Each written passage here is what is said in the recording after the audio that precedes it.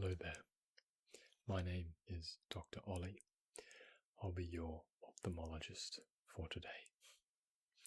I've been working at this clinic now since 2020, which, funnily enough, is an optometrist's favorite number.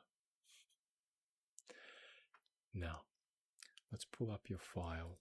I can see here, it looks like, based on your intake form, that your GP sent you here following a recent head injury. Is that right? Okay. I see. Well, in that case, we will perform a detailed eye examination consisting of various tests for your visual acuity or precision, as well as color blindness, your eye reflexes, and your ocular eye voluntary movements, and a few cranial nerves as well involved with your eyesight. Before we begin though, I need to ask, do you typically wear eyeglasses or contact lenses?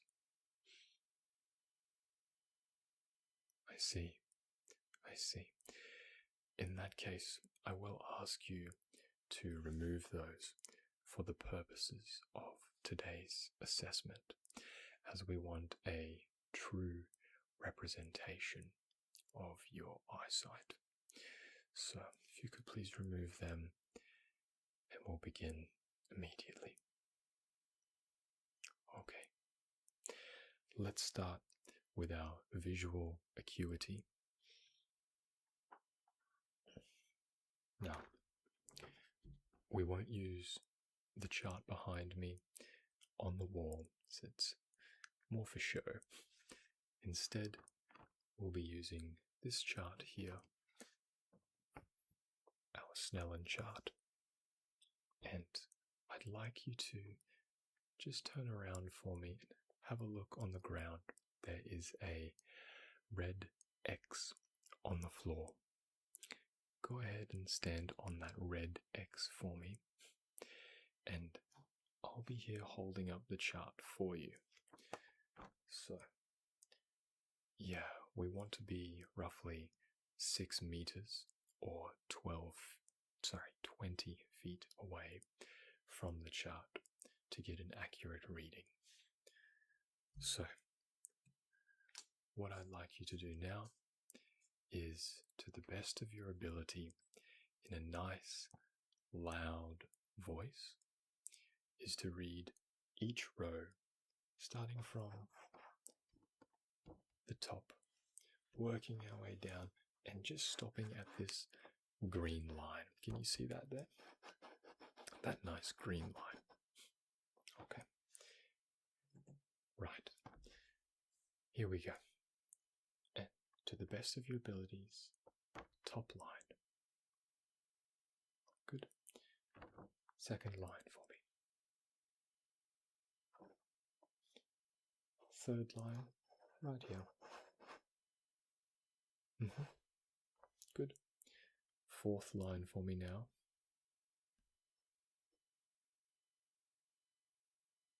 Good job.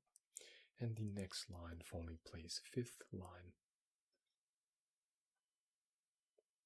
Just try that one again for me. Okay. Yes, that's good. And the sixth and final line now. Just one more time, that last letter, please. Okay, that's good. Right, well, you've successfully read each line down to 6, which is good, but let's try for the lower lines. So, getting into harder territory now, you might have to squint. Let's just give it a try in any case. So, this one here for me, please.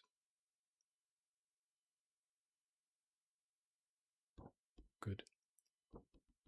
And just try that same line again for me, one more time. Good job. Dare we try the next one? That's the spirit. Let's try. Okay.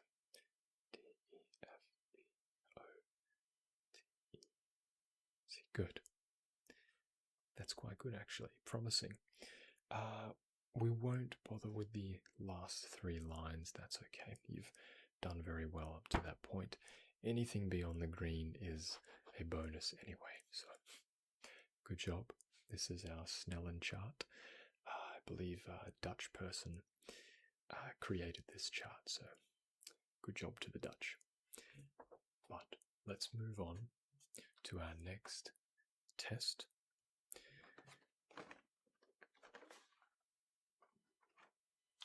Which involves our color blindness assessment. So here we have our Ishihara plates. This test involves trying to identify a number within a plate, a pseudo-isochromatic plate to be specific. So there is definitely a number in there, or multiple numbers, but I want you to read them to the best of your ability, still standing on that red X for me. Okay. Yes. Alright, let's start with our calibration plate. So the first one here, can you tell me what you see? You should be able to see 2 numbers, or 1 double-digit number. This first one here, what do you see? Good. And next to it? Good job. Okay. That's our first one done. 4 more to go.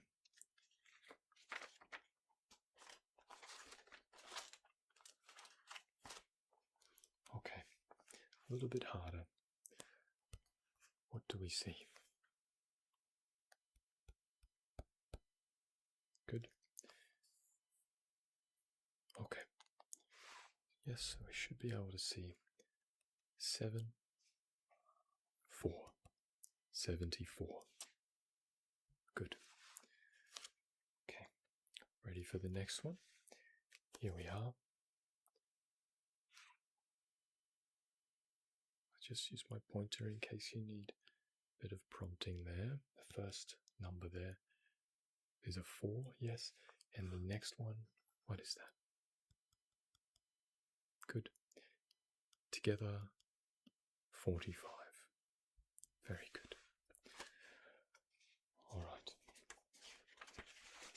2 more to go.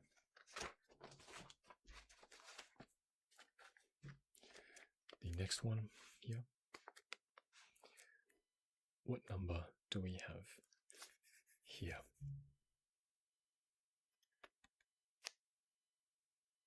Good job. And then our 5th and final Ishihara plate. Can you please tell me what numbers you see here? Yes. And then on the right. Good. Put it together. Very good. Okay. Nice. Well, that is encouraging. Yes, I believe the plates were discovered by a Japanese professor from the University of Tokyo all the way back in 1917. Yes, Ishihara. So, very useful. There are more than 5, of course, plates, but for the sake of time, we'll just leave it at that. But let's move on to the next part of our assessment, which involves looking at some of your eye movements. Now, we will first start by following my finger here as best you can in a nice H or H pattern. So just following with your gaze my finger as it moves side to side, up and down, testing your visual fields. Very good. Down, up, side, down, up, down, side, down, up, down, up, down, side, side, side, up, down, up, side. Okay, looking good. Just observing your eye movements and behavior there. Sometimes we can notice changes on the left and right eye, particularly after a head injury, but things seem to be okay there. Let's check now something we call smooth pursuit, whereby you follow my finger in a nice smooth movement, nothing too sporadic or abrupt, just moving in this direction, diagonally, and it's more of an X pattern. Good. Point to point, crisscross. And now let's try it. Still focusing now instead on the tip of my pen light here. Just moving in a Z pattern or Z or Z. That's it. Following it as best you can. Good. Don't lose focus. Try to keep your head still as you do this. Alright. Looking good with your smooth pursuit movements. The next thing we'll try is something called Saccades. Not circadian rhythm, but rather Saccades, which relates to rapid movements in different directions, the opposite of smooth pursuit. So I will ask you now to focus on this tip, the blue tip, right here, and as I move it in sporadic random directions at pace quite quickly. Okay, so try to keep up. Alright, here.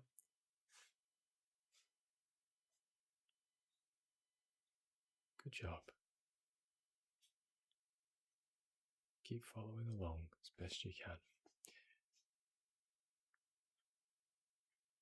Yes, it's like the golden snitch.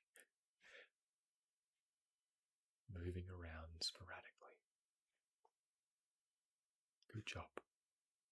Okay, so that's how Saccades and smooth pursuit done. Smooth pursuit's very important for things such as reading and driving, while our Saccades are very important for moving your eyes while walking. For example, looking at street signs or looking up to the sky, scanning your environment. Very important functions, as you can imagine. But pleased to report they're all looking within normal limits, W and L. Nil abnormalities detected thus far. This leads us to our next exam piece, looking at your eye reflexes, most notably your pupillary eye reflex, or response of your pupils to light. So with our pen light here, I just want you to try or rather opening your eyes, focusing on my nose, or perhaps on the lamp or bookshelf behind me. Yeah, just like that. Good job. Hold that position, just shining a bruise. Yeah, just a little bit of light into that eye.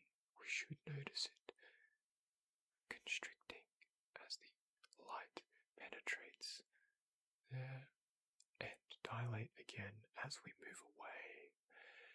Good job. And just trying the other side now. Good. That's it. Coming in nice and close in that left eye. Good job. Good job. Good. Maintain that focus there. Don't look at me. Look behind me there. Good. Okay. Nearly done. Alright. Good. Let's try that again now, just covering up this eye. Good. That's it. Still looking forward for me. Good. Okay. And now covering up your other eye. That's it. Okay. Nearly done. Doing well. Okay. Very good. Things seem to be in order there as well. We're getting a nice equal, symmetrical constriction as well as dilation with exposure to light there. Very encouraging to see. No pun intended. Let's move on now. How are we going for time? Yes. Let's move on now to fine print reading. So, I have here just a book that I'm reading through myself. One the wife recommended to me. So this is just a regular book with roughly size 12 or 11 font. I want us to be able to read that size. Now, I won't get you to stand on that red X. Might be a bit too far and a bit challenging. But instead, all I ask is that just standing where you are is fine, but looking at the blurb here on the back, the blurb, can you read that text for me? Right here. How is that? Maybe a bit closer for you. There. That's it. Just that top line for me. Good. And the next. Yes. And the third and final line. The third and final line for me, please. Just that one there. Okay. Very good. Alright, what about slightly bigger font now? Just on the front here, the top two lines for me. Just go ahead and read that. That's it. Starting here. And then the second line here, starting with best selling. Good. Okay. And then lastly, just the author here. Can you read that for me? Good. And the surname. Excellent. Okay. Well, have you read this one? No spoilers, please. No spoilers. You wouldn't do that, though. Alright. Now, next thing we'll assess is near and far, or our accommodation reflex. So, I want you to just pick an object behind me, over my shoulders. Maybe the bookcase, or the lamp, something else. Perhaps the chart. Just concentrate on that behind me, and then I'm going to have my finger right in front of your face, like so. I want you to focus on my finger and then back to that object behind me. So you're adjusting your eyesight from near to my finger and then far to behind me. Good. So let's try that a few times now. Near and far. Near, right here. Far. Near, far. Near, far. Now, I want you to look at another object behind me. Choose something different. Got it? Okay. And then same thing, just trying it again. Looking near, far. Near, far. Near, far. And one more time. Near, far. Wherever you are. Okay, very good. Everything's looking good there.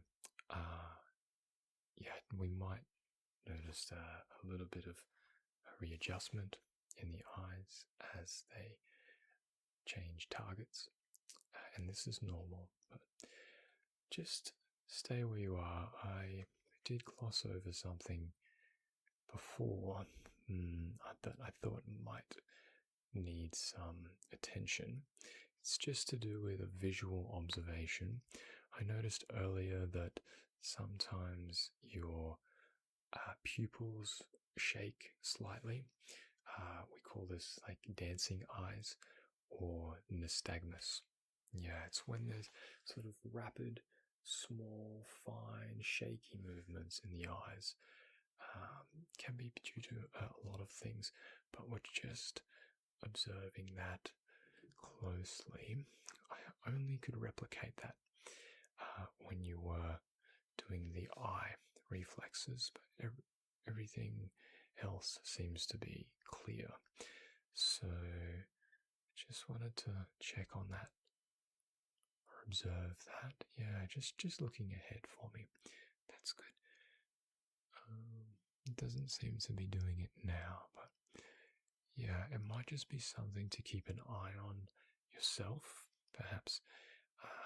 If you're looking in the mirror or in a bright light and you notice your eyes sort of going side to side or wriggling quite rapidly, like so, that kind of thing. Yeah, or maybe if a loved one or a friend or family member, just let them know so that they can also observe that. Or look out for it, rather. But, yeah, like I said, probably nothing. Just something I noticed. Also looking around the eyes there, just sort of closing your eyes for me and opening your eyes, testing some of your extraocular or eye muscles. You should be able to scrunch your eyes quite, I know it feels a bit silly, but scrunching your eyes like so and raising your eyebrows for me. Yeah. Good. Yeah. You should feel these muscles contracting above your eyebrows, maybe even behind the back of your head. We call this occipital frontalis, occipital frontalis, occipital frontalis. That's right, raises the eyebrows. Good. And then, alright. Nice. Just looking at your upper eyelid now for something called ptosis or ptosis, silent P. Ptosis. Yeah, or like a drooping of the eyelid, which might indicate some kind of facial nerve issues, trigeminal nerve issues, cranial nerves. Yeah. But very good. All of those seem to be clear. No redness or swelling or puffiness in that area. That's all clear. Can never be too careful. Just very low chance that you might get some issues there from your head injury hitting your back of your head, but just worth investigating nevertheless. we have 2 more tests to look over before I let you go. The next one is what we call an eye reflex or vestibular reflex, vestibular ocular reflex, VOR. Essentially, we just assess your eye movements in relation to keeping the eye movements in relation to moving the head, rather. So when you move your head, you should be able to fixate your gaze on a particular point or object, like so. As I turn my head, my eyes are able to remain fixated on you. So we're going to do that now. I will get you to look at my nose or my shoulder and turning your head this way, that direction, and then slowly towards that direction. Okay? Alright, I'll follow you, I'll copy you, okay? Yes. And then the other way. Yes. One more time. Good. In the other direction. Yes. Okay. Now we're going to go vertical, up and down, up and down. Okay, got it? Alright, follow my lead. Up, down, up, down, up, down, up, down. Good. Make sure you keep your eyes focused on my nose or my shoulder. Good, yes. Up, down, left or this way, and then the other way. One more time. Good. Good. Okay. Nice job. Looking good. Vestibulo-ocular reflex is all normal. And our last one for today's assessment is our swinging light test. So, just got the pen light here one last time. I'm just going to be moving the light left, right, left, right, left, right, left, right, alternating like so. Not directly into your eyes, but just want to see that we have an equal eye response. Okay. Just looking forward for me. Side to side, side to side. Good. Left, right, left, right, left, right, left, right, left, right, left, right, left, right, left, right, left, right, left, right, left, right, left, right. Okay. Nice. And that one is also looking perfectly fine. Pleased to report. So, just a summary of our findings for today. I might just go ahead and start typing these one up. But your visual acuity score on the Snellen chart from earlier was a 6 out of 6 or 20/20 if you use feet. This indicates normal vision, so that is good. It means that you're able to see things from 20 feet away that you should be able to see from 20 feet away. If you had 15/20 vision, that means you would need to be standing 15 feet away to see something that someone could normally see from 20 feet away, someone with normal vision. Conversely, if you had 20/10 vision, then you could see something that a normal eye-sighted person would only be able to see from 10 feet away clearly.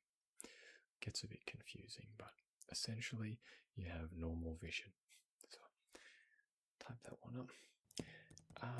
And the color blindness checks on the Ishihara plates were all okay. Maybe a little bit of delay with the red coloring, but you got there in the end with 100% accuracy. So that's good. And all of your cranial nerves, so cranial nerve 2, optic, cranial nerve 4, trochlear, cranial nerve 6, abducens, and oculomotor nerve, cranial nerve 3, they were all fine. Just that little bit of dancing eyes, as I mentioned, nystagmus, but just keep an eye on that. Like I said, perhaps a family, friend, loved one who can observe this, particularly when you're in a bright light scenario, maybe when it's high noon or during in like a bright clinic setting. Yeah, but it's for that reason I'd recommend a review in 6 months' time, just to make sure that hasn't progressed or worsened. But please, if you notice any changes with that or it starts to affect your vision, then please do come see us earlier. But I'll just double check. That seems to be everything here. Okay. You don't have any questions at all? I see. Everything makes sense. Alright then. In that case, I'll just close your case file now. And what we might suggest, like I said, 6 months from now, if you go to our reception and chat to Deborah, the receptionist, just booking in for roughly 6 months, depending on your schedule, of course, and she'll give you a card. Yeah. Okay. Well, thank you very much for your time. I hope you are doing okay, and look forward to seeing you next time. Bye for now. Thank you to my awesome patrons, Andres Orlan Vasquez, James, Astor, Scott Walker, Kirsten, Josh, Patrick, Gabriel C., Will Hume, Emma, Here's Mikey,